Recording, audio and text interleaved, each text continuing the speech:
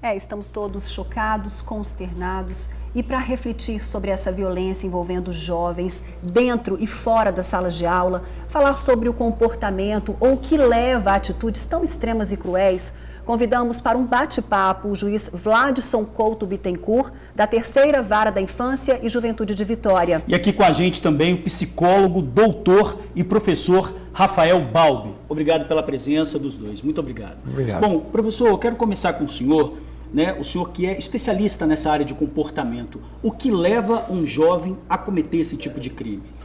Claro que é uma questão multifatorial, tá? Eu vi, a informação que eu tenho é a informação que a mídia traz. Pode ter um componente específico dele relacionado à personalidade, transtorno de personalidade? Pode ter, sim. Também o que fica claro é as famílias que eles estão vivendo, né? E se falou muito da questão dos jogos eletrônicos, né? Esse acesso aos jogos eletrônicos, que eu imagino que é uma curiosidade de muitos pais. O que fazer diante dos jogos eletrônicos? Os jogos eletrônicos eles têm classificação etária, então existe um limite de idade para ter acesso a esses jogos, né? Um dos jovens, né, que morreu e que cometeu o massacre tinha 17 anos. E pelo relato que eu tive acesso, né, parecia que ele tinha acesso a jogos inadequados para a idade dele. Então, uma preocupação que os pais devem ter com relação a isso, né, tanto o acesso a filmes, a vídeos restritos para a idade de crianças e adolescentes, é a questão dos jogos também, né? Então, os pais não conseguem, muitas vezes, por não ter o conhecimento, que há uma restrição etária com relação a isso. Então, pode ser uma das causas? Sim. E a responsabilidade de quem? É dos pais, de controlar esse acesso a esse tipo de conteúdo. Doutor Vladson, também, antes da gente começar a entrevista, o senhor falou que a questão, principalmente do que o senhor vivencia na vara, da desestrutura familiar também, que é um ponto de violência gravíssimo também, né? Eu acredito que a resposta para essas questões, elas não são muito minimalistas, né? Elas são mais abrangentes, elas envolvem diversas questões. Não há como se culpar um acontecimento desse, que eu quero deixar marcada a minha posição, que eu sou absolutamente contra, e eu acho que não há justificativa para um massacre que aconteceu dessa natureza, que está se repetindo no Brasil, como já aconteceu nos Estados Unidos. Então, assim, primeiro eu quero afirmar a minha posição de não concordar com esse tipo de posicionamento, não encontrar justificativas plausíveis para esse tipo de comportamento que vinha sendo planejado há 1 ano e meio. Então, assim, eu acho que a família desestruturada, realmente, ela interfere na formação da personalidade desses jovens, mas essa não é a única questão que leva um jovem a entrar para a prática do bater profissional, que leva esse jovem a ser um delinquente. Tem diversas outras questões que estão no entorno da vida desse jovem que o fazem ser inserido nesse mundo da criminalidade. O que o senhor vê, né, nesses julgamentos que o senhor faz? O que tem de características dessa violência que o jovem pega para ele e comete depois? Como características, o que eu vejo é que 98% dos jovens que eu atendo são jovens vindo de uma situação de vulnerabilidade social.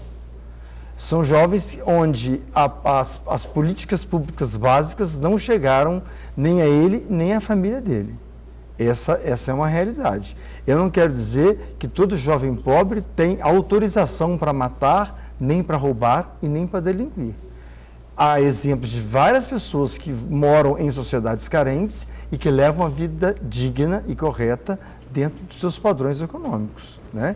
Mas a característica principal é famílias que vivem em vulnerabilidade social, famílias que não tiveram a presença de políticas públicas efetivas no auxílio à educação de seus filhos, uma escola pública que cada vez vem se deteriorando mais. Eu sou aluno de escola pública, há um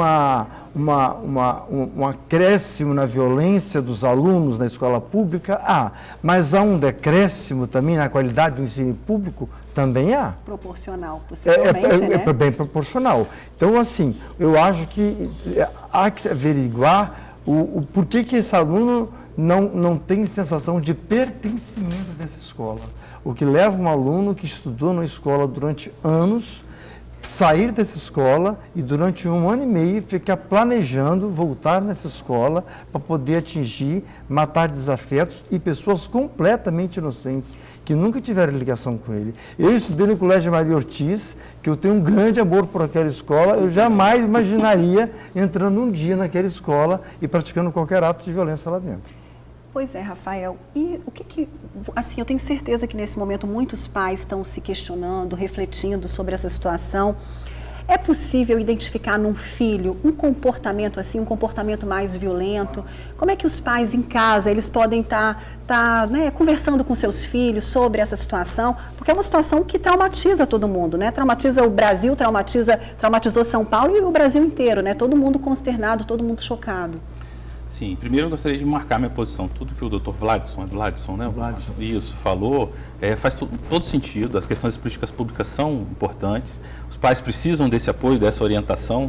Muitas pessoas não vão conseguir ter acesso ao que eu vou falar e isso precisa se tornar uma política pública. Como cuidar dos seus filhos? É muito difícil criar filhos hoje, né? Os problemas que as pessoas estão tendo por não ter uma boa criação é generalizada. E aí entram alguns pontos. A partir de 4, 5 anos de idade, os pais conseguem notar que o filho ou fica mais agressivo, ou ele fica mais introvertido, né? Fica muito quieto, fala com ele não responde.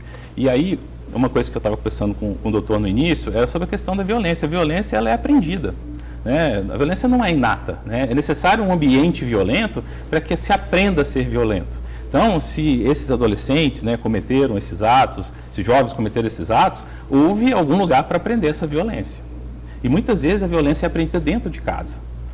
Então, a forma como lidar com esses filhos é muito importante. Ter orientações, seja num serviço público, seja num serviço privado, como lidar com essa criança. Então, algumas dicas muito relevantes sobre como lidar com crianças e adolescentes, por exemplo, o acesso a computadores, notebooks, celulares. Com limite e restrição. Precisa ter limite e restrição e precisa ser, de certa forma, monitorado pelos pais. Por exemplo, o computador pode ficar na sala.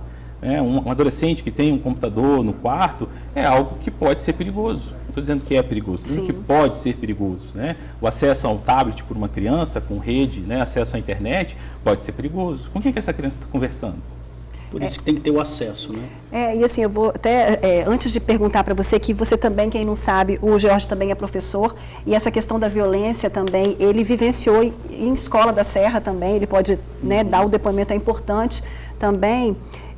Mas o meu filho, ele, assim, eu acho que é legal a gente debater isso aqui. O meu filho, ele foi machucado na sala de aula por um aluninho.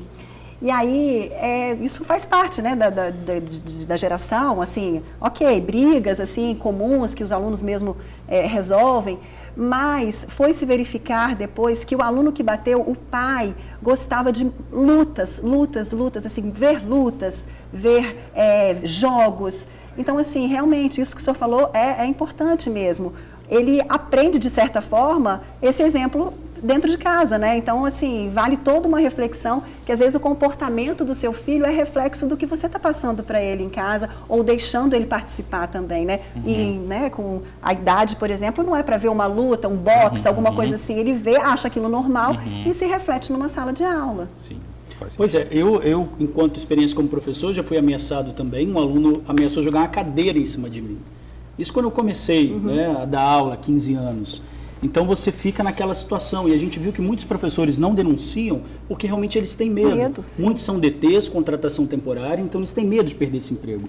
Mas voltando a falar sobre a questão da violência, a gente tem aí um depoimento, um lamento do professor que está dando aula. E na volta eu vou fazer uma pergunta específica para o Dr. Vladson. Pode rodar aí, por favor. Está ali para poder ensinar e fazer um trabalho legal com as crianças, tentar mudar esse mundo cruel através da educação, e não estamos conseguindo. Infelizmente, nós estamos perdendo força, sabe? O professor está mudando de profissão. Meu irmão largou o magistério por causa de violência, então está triste. Então, doutor Vladson, tem o outro lado também. A gente tem um lado das crianças, dos adolescentes que estão estudando, mas a gente tem um lado do profissional. Como é que fica esse lado perante a lei, do professor? Que às vezes acaba engolindo toda aquela violência, né? E a gente vê muitos professores afastados por conta de síndrome de Burnout, que a gente até já falou essa semana. Como o senhor avalia isso? Eu acho que o professor ele tem que merecer do Estado toda a garantia necessária para que ele tenha segurança para poder ministrar as suas aulas. E, além disso, ele tem que ter todo o apoio psicológico também para poder lidar com essas questões da violência, que são questões da atualidade, né? Eu acho que não se justifica você ter dentro da escola, que é um local de ensinamento, um local de aprendizado, você viver um ambiente de violência, né? E não há como também nós aceitarmos a ideia de que para que o professor se defenda dessa violência, ele entra na sala de aula com a arma na cintura, né? Porque nós estaríamos tirando uma obrigação do Estado, que é ofertar a segurança pública, e particularizando, trazendo isso para o pessoal. Então, assim, armar professores, armar alunos, armar servidores, para que eles possam se defender desses alunos que são violentos, isso não é a solução. Isso criaria já uma violência muito maior e talvez tornaria os professores até alvos mais fáceis de ser atingidos por esses alunos. Políticas públicas, né? Hoje, inclusive, o jornal A Tribuna trouxe que o governador Renato Casagrande promete aumentar o número de câmeras nas escolas, que é uma prevenção também, e os seguranças patrimoniais também, que né, super importante, uma atitude importante. Eu acho também. fundamental, tanto as câmeras como a segurança patrimonial e a guarda escolar. Eu acho que deveria ter em toda escola. Até porque a patrulha escolar. Até porque a gente viu nesse caso de São Paulo que a primeira entrada que eles tiveram na escola, o portão estava aberto. Eles entraram, pode ser que tenha outro portão, né? A história aí de que ele pediu autorização para entrar da coordenadora, mas ele entrou naquilo ali. Então, se o portão de repente já tivesse trancado, ele tivesse que passar por um primeiro filtro, a situação seria diferente. É verdade.